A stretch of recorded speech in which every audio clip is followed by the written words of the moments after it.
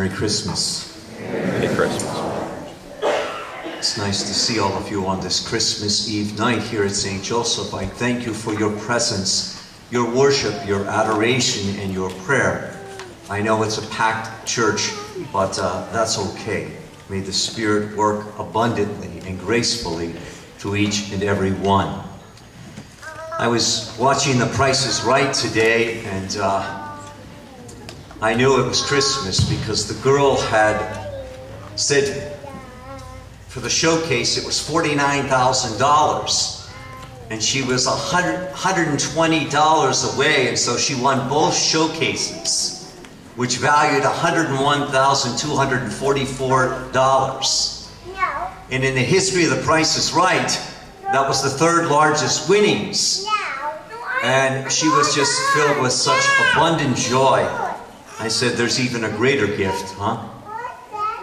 When I was listening this afternoon to wish 36 hours of Christmas music, and I listened to Jackie Evanko, the 10-year-old from Pine Township, it seemed to herald and trumpet such a joyful tone.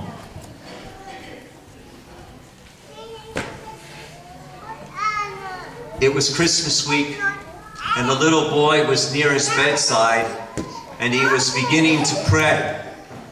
And he said this following prayer: Dear God, please take care of my daddy, and my mommy, and my sister, and my brother, and my doggy, and me. And please take care of yourself, God, because if anything happens to you, we're going to be in a big mess. Ever since I was a little child, I remember my mother saying to us, always be Jesus for others, and always find Jesus in others. A dual reality. Be Jesus to others and see Jesus in others. That's something I've never forgotten my 48 years on this earth. How do we reflect Jesus and His message and His birth, His life, His death, His resurrection each and every day of our lives? I think when we empty ourselves of ourselves and we affirm the graces of Jesus' life, to empty ourselves of selfishness and self-centeredness, self-indulgence, self-importance, self-righteousness,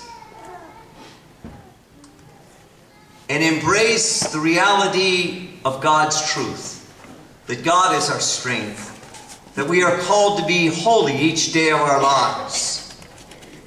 We are to reflect His purity and His innocence, His gentleness and His generosity, His wisdom and His heart and His grace. A man called me up at the rectory this week and said, Father, I was delighted that they saved your school, the good people of St. Joseph Parish in Coraopolis.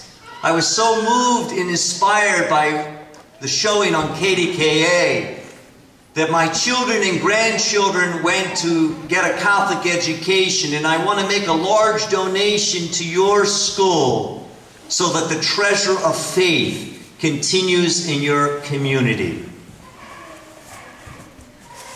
Faith is a marvelous gift, friends, to open up and discover each day, and to lay to bear on other people's lives, to follow the Lord each and every day of our journey.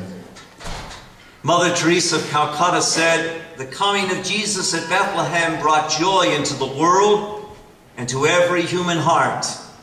But that same Jesus comes to us this Christmas Eve again and again when we open our hearts in faith to receive the gift of Jesus in the Eucharist. He wants to give us the same joy and the same peace and the same love as those there at his birth, so that each one of us would know his presence and his grace and his love in our lives. My Christmas message for all of you is in the bulletin this week, so I asked this weekend if you would take one home. There's a CD that the organist Jeannie Ambrose and I did of the meaning and the message of Christmas. It's 47 minutes long. We went to a studio, and if any of you want to get one of these, they're $10. The proceeds all go to our church. And there's also another CD of Ginny's music. You can take that for free if you so like. My prayer for all of you is that you will be blessed this Christmas in a special way, to know the abundance of God's love for you and your families, and that let no darkness, let no sadness, let no loss, let no pain keep away the promise that his coming brings, salvation. He has gifted each one of us with his grace, with his love, and with his salvation.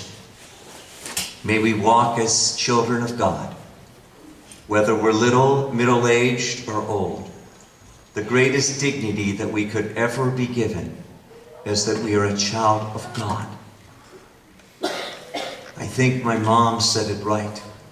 The greatest gift you could bestow on any human being is to be Jesus to others and to find Jesus in everyone.